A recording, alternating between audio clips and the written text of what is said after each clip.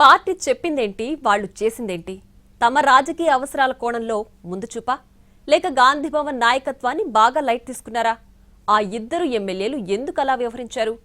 PCC నుంచి ప్రభుత్వ పెద్దల దాకా అంతా ఒకే మాట చెప్పినా శాసనసభ్యులిద్దరూ ఎందుకు చెవికెక్కించుకోలేదు? ఏంటి వాళ్ల ధైర్యం?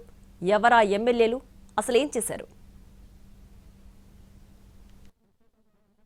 మున్సిపల్ ఎన్నికల వేళ తెలంగాణ కాంగ్రెస్ లో కొందరు నాయకుల తీరు చర్చనీయాంశమవుతోంది.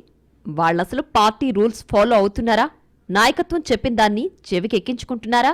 లేక వాళ్ళంతే చెబుతారు, మనం నచ్చినట్లు చేసుకుంటూ పోదాం అనుకుంటున్నారా అన్న డౌట్స్ కూడా ఉన్నాయి చాలా మందిలో. గడిచిన వారం 10 రోజులుగా పార్టీ నాయకత్వం, మంత్రులు అంతా చెబుతున్నది ఒకటే మాట. పార్టీ కోసం పనిచేసిన వాళ్లకే మున్సిపల్ ఎన్నికల టికెట్లివ్వమని పదే పదే గుర్తు చేస్తున్నారు. అలాగే గెలిచిన వాళ్లకు టికెట్ ఇవ్వండి కానీ మీరనుకున్న వాళ్లకు కాదంటూ సీఎం రేవంత్ రెడ్డి కూడా జూమ్ మీటింగ్లో క్లారిటీ ఇచ్చేశారు. అలాగే ఇన్ఛార్జ్ మంత్రులు పూర్తి బాధ్యత తీసుకోవాలని కూడా ఆదేశించారు ముఖ్యమంత్రి. కానీ టికెట్ల పంపిణీలో ఇటు పార్టీ, అటు ప్రభుత్వ పెద్దలను ఇద్దరు ఎమ్మెల్యేలు ఏమాత్రం పట్టించుకోకుండా తమ ఇష్టానుసారం వ్యవహరించారన్న టాక్ పార్టీ వర్గాల్లో కలకలం రేపుతోంది. దీనిపై అంతర్గతంగా సీరియస్ చర్చ కూడా నడుస్తోందట. వాళ్లకు అంత ధైర్యమేంటి? పార్టీని కూడా కాదనేంత సాహసం ఎలా చేశారు? బ్యాక్గ్రౌండ్ స్టోరీ ఏంటంటూ రకరకాలుగా ఆరా తీస్తున్నారు Congress senior leaders. Thungathurthi MLA Samuel, Chevella శాసనసభ్యుడు కాలే యాదయ్య వ్యవహారంపై PCC chief Mahesh Goud serious అయినట్లు సమాచారం. 2 నియోజకవర్గాల్లో పార్టీ సూచించిన అభ్యర్థులకు బదులు ఎమ్మెల్యేలు తమకు నచ్చిన వాళ్లకే బీ ఫామ్స్ ఇచ్చేశారట. దాంతో క్యాడర్లో కూడా గందరగోళం పెరిగిపోయిందని చెప్తున్నారు. కాంగ్రెస్ కోసం పనిచేసిన వాళ్లకు కాకుండా ఎమ్మెల్యేలు ఇష్టానుసారం టికెట్స్ ఇచ్చినట్లు గాంధీభవన్ కు ఆధారాలతో సహా సమాచారం అందిందట.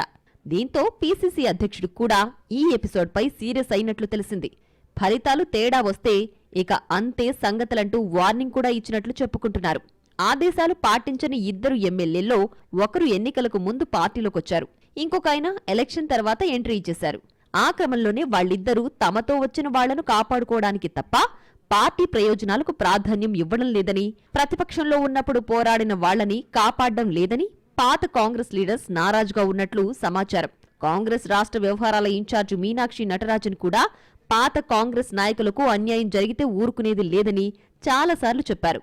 కానీ ఇప్పుడు జరుగుతున్న వ్యవహారాలను చూస్తుంటే అవి కేవలం స్టేట్మెంట్స్ గా మిగిలిపోతున్నాయి తప్ప అన్యాయం జరిగినప్పుడు చర్యలు ఉండడం లేదన్న టాక్ గాంధీభవన్లో మొదలైంది. అందుకే మట్టికి పోయినా ఇంటోడు పోవాలనే సామెత పుట్టినట్టుందని మాట్లాడుకుంటున్నారు పార్టీ లీడర్స్. తాజా పరిణామాలను బట్టి కొత్తగా చేరిన వాళ్లతో తలనొప్పులు తప్పడం లేదన్నది మరోసారి రుజువైందని అంటున్నారు ఓల్డ్ కాంగ్రెస్ లీడర్స్. అధినాయకత్వం సీరియస్ అయినట్లు చెప్పి వదిలేస్తుందా, లేక గట్టి చర్యలేమైనా ఉంటాయా అన్నది చూడాలి మరి.